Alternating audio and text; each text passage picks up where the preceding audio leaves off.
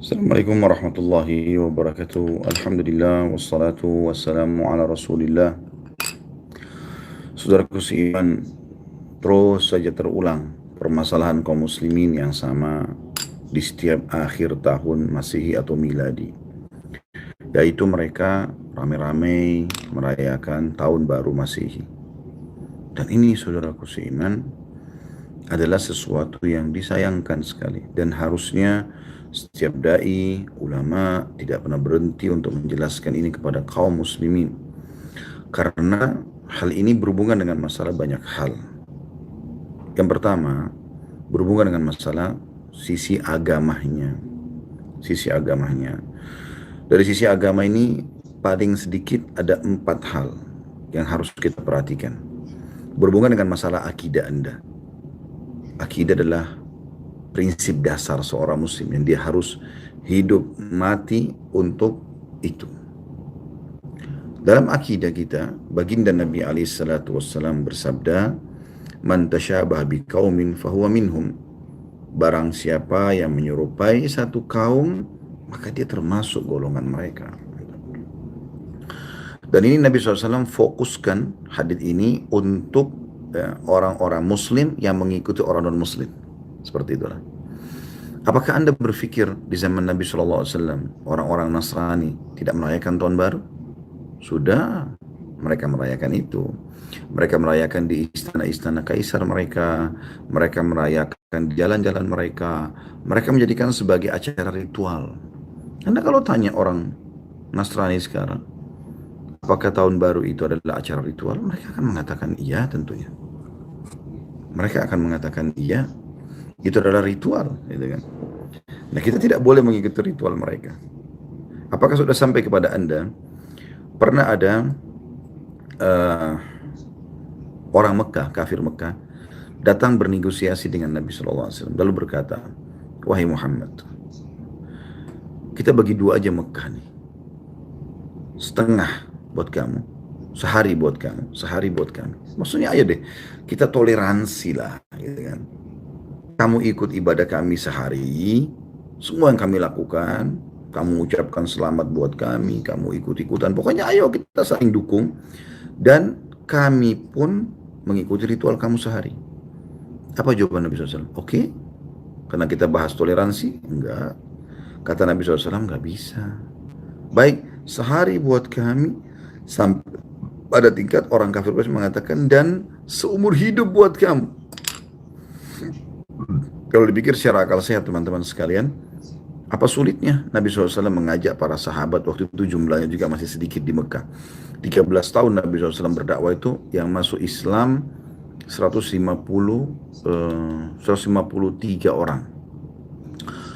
73, ya 83-nya itu hijrah ke Ethiopia bersama Ja'far bin Abi Thalib radhiyallahu anhu ajma'in, dan 70-nya tinggal bersama Nabi SAW. Jadi cuma 70 orang waktu itu.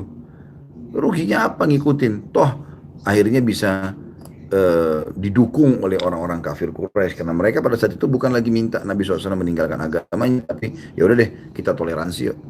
Nabi SAW mengatakan tidak boleh.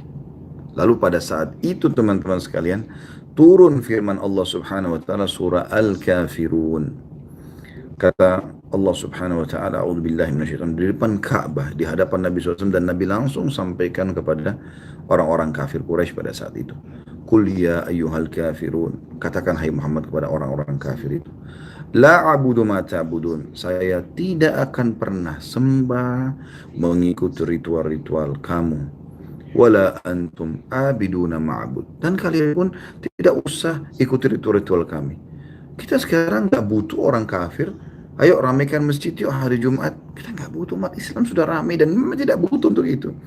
Kita nggak masalah kok kalau mereka tidak ikut Idul Fitri Idul Adha kita. Maka hal yang sama. Mereka pun sekarang teman-teman sekarang, kalau kita nggak ngerayakan, mereka nggak ada masalah. Mereka bukan satu hal yang harus, ya, dengan bahasa toleransi. Mereka pun tidak ada masalah kalau kita nggak ikut. Gitu. Lalu Allah ulangi, "Wala ana abidum ma'abadtum." Saya pun tidak akan pernah ikut-ikutan apa yang kalian sembah itu. "Wala antum abiduna ma'bud." Dan juga kalian tidak usah ikut-ikutan ritual kami, ya. Lakum dinukum waliyadin. Untuk kalian agama kalian, untuk kami agama kami. Jadi jelas sekali gitu ya. Bagaimana ayat ini turun 1400 tahun yang lalu, tidak boleh mengikuti acara ritual mereka. Itu merusak akidah Anda. Tidak boleh, saudaraku seiman. Jadi ini bukan hanya sekedar mengisi liburan, bukan. Ini ada hubungannya sama ritual. Dari sisi yang lain adalah fikihnya. Anda mubazir, buang waktu kosong, semalaman begadang. Anda juga buang uang bensin ya di jalan, mubazir. Dan Allah Subhanahu wa taala membahasakan dalam Al-Qur'an, A'udzubillahi minasyaitonir rajim, innal mubadzirina kanu ikhwanasy syayatin wa kana asyaitanu rabbi kafura. Sesungguhnya orang mubadzir adalah saudaranya syaitan. Syaitan musuh Allah dan akan musuh orang-orang beriman dan akan masuk ke dalam neraka. Allah mengatakan, sesungguhnya orang-orang yang mubadzir itu membuang-buang hartanya bukan pada tempatnya atau pada kemaksiatan, gitu kan? Maka saudara syaitan, dan syaitan kufur kepada Tuhannya. Apa kata Nabi SAW? Tidak akan beranjak kaki seorang hamba pada hari kiamat sampai ditanya 4 hal. 4 hal ini ditanya. Salah satunya adalah hartanya. Dari mana dia dapatkan, kemana dia keluarkan. Apakah Anda siap menjawab itu, teman-teman sekalian? Harta itu dibagi 4 oleh para ulama. Yang paling pertama, yang paling berkah dan paling baik. Dan saya berharap semoga Allah SWT catatkan itu, dan teman-teman semua yang mengikuti acara kita ini, seluruh muslimin pun tidak terkecuali, kita berharap mendapatkan sumber halal dikeluarkan pada yang halal. Misal, hasil gaji, bisnis, halal semuanya, kita keluarkan untuk pembangunan masjid, rumah anak yatim, bakti sama orang tua. Kita lakukan semua itu. Kemudian yang kedua, ya, dari jenis harta ini yang kurang bagus ya, dan ini berdosa. Sumbernya halal, misalnya hasil kerjanya, hasil bisnisnya bagus, halal, tapi dikeluarkan pada yang haram, berzina, khamar, ya termasuk itu merayakan, beli petasan-petasan, mercon, ke karaoke, ke diskotik, yang sangat relevan dengan malam tahun baru lah. Mungkin teman-teman sudah tahu masalah itu. Mubazir, halal sumbernya tapi keluar pada haram, dan menjawab hari kiamat. Yang ketiga, berhubungan dengan masalah harta ini adalah sumbernya ini buruk ini ya. Sumbernya haram, misalnya dari hasil penipuan segala macam, dikeluarkan pada yang halal. Misal dia umrohin orang tuanya, dia bangun masjid, nggak boleh, karena sumbernya haram. Kata Nabi SAW, Inna Allah tayyibun la yakbalu illa tayyiban. Allah itu suci, bersih, sempurna, nggak terima kecuali yang seperti itu. Dan yang terakhir, yang keempat, ini yang paling buruk. Sumbernya haram, keluarnya pada yang haram. Sudah hasil pencurian, larinya kepada perzinahan dan khamr. Dan ini umum terjadi. Semua uang haram itu larinya memang seperti itu. Subhanallah. Ya. Dan itu yang terjadi, teman-teman sekalian. Mubazir untuk apa? Itu dari sisi agama lagi ya. Sisi agama juga, ini berhubungan sekali dengan masalah akhlak. Apa akhlak yang Anda berikan, yang Anda tunjukkan pada malam itu? Tiup trompet, ribut, ganggu orang, ya, klakson sana sini, teriak-teriak, berpelukan dengan yang bukan mahram, berciuman, melakukan perzinahan dan pesta, hal-hal seperti ini, diskotik, karaoke, saudaranya semua itu. Jadi bersaudara antara diskotik, karaoke dengan perzinahan dan khamr, itu saudara kandung, saudara kembar malah gitu. Jadi teman-teman harus pikir masalah itu. Mubazir, Allah akan tanya pada hari kiamat. Dan itu akhlaknya juga rusak gitu. Hilang sholat malam, hilang sholat berjamaah subuh di masjid. Kalau Anda meninggal malam ini, apakah Anda siap bertanggung jawab hari kiamat nanti? Menyesal, teman-teman sekalian. Penyesalan selalu datang terakhir. Ulama menganjurkan, anggap amal terakhir yang Anda lakukan itu, anggap amal yang sedang Anda lakukan, baik atau buruk, adalah amal terakhir Anda. Ingat, kata Nabi SAW, seseorang akan ditutup dengan amal yang biasa dia lakukan. Kalau Anda biasa baca Quran, berdoa, sholat berjamaah di masjid, sholat malam, sedekah, bakti sama orang tua, semuanya, maka Allah akan tutup hidup Anda dengan itu. Cara mengetahui orang itu husnul khatimah dari situ. Dari situ kita mengetahuinya. Dengan cara kita tahu, oh orang ini seminggu sebelum dia meninggal, dia sholat di masjid loh, dia sedekah loh, dia bakti sama orang tuanya loh, dan seterusnya. Dan kalau seseorang memberitahu su'ul khatimah, keburukan matinya, itu dengan cara ditahu juga sebelum terakhir dia meninggal dunia seminggu, apa yang dia lakukan seminggu itu. Oh ternyata dia sering berzina, Allah tutup dengan perzinahan itu, naudzubillah. Semoga Allah jaga kita semua dan kaum muslimin. Atau mencuri, atau menipu, atau apa saja. Allah akan tutup hidupnya dengan itu. Begitu sabda Nabi SAW. Dari sisi lain masih yang salah, masalah poin pertama agama ya. Dari sisi akidahnya rusak, dari sisi fikihnya juga ada pelanggaran, agama tadi mubazir. Dari sisi akhlaknya nggak ada sesuatu yang Anda bisa tonjolkan di situ. Dari sisi dakwanya, apa yang Anda dakwakan?